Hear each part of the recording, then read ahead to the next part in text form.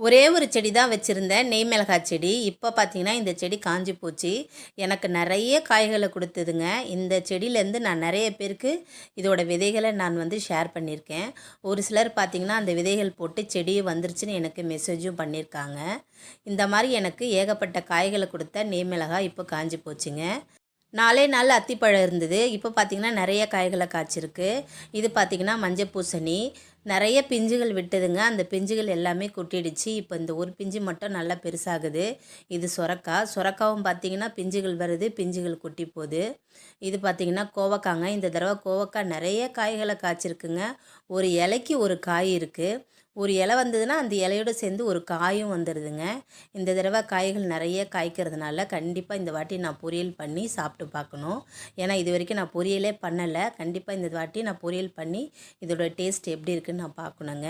நெய் மிளகாய் செடி விதைகளை போட்டு மறுபடியும் ஒரு செடியை உருவாக்கணுங்க. இயற்கை நேசிப்போம்.